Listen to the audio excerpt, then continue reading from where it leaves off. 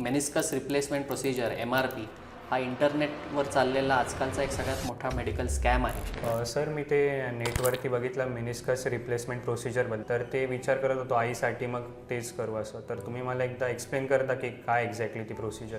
Okay, so हा तू खूप चांगला प्रश्न विचारलास। Actually meniscus replacement procedure MRP हा इंटरनेटवर चाललेला आजकालचा एक सगळ्यात मोठा मेडिकल स्कॅम आहे। MRP मेनिस्कस रिप्लेसमेंट प्रोसिजर ही एक अशी कुठलीही ऑर्थोपेडिक प्रोसिजर नाही आहे जे तुम्हाला इंटरनेटवर दाखवलं जातं आहे मेनिस्कस रिप्लेसमेंट प्रोसिजर म्हणून MRP, तो ॲक्च्युली पार्शल नी रिप्लेसमेंट आहे।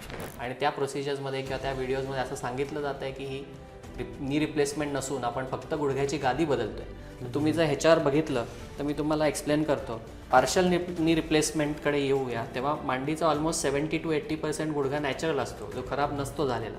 त्यावेळेला आपण फक्त मांडीच्या हाडाचं काही कप्पा आणि खालती पायाच्या हाडाचा काही कप्पा हा चेंज करतो आणि मध्ये गादीचं काम करणारे एक आर्टिफिशियल गादी लावतो।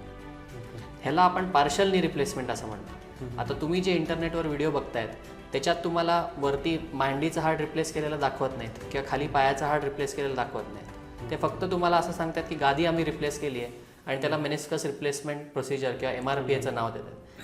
हे खूप मिसलिडिंग आहे, कारण ही पार्शल नी रिप्लेसमेंट बऱ्याच वर्षापासून चालत आलेली प्रोसिजर आहे आणि आता फक्त त्याला अर्धवट नॉलेज देऊन त्याला एक नवीन नाव देऊन लोक त्याच्यावर पैसे कमवायचा प्रयत्न करतात किंवा फेमस होण्याचा प्रयत्न करतात। तर अशा सगळ्या गोष्टींवर भारावून जाऊ नका, खरं काय आहे ते जाणून घ्यायचा प्रयत्न करा।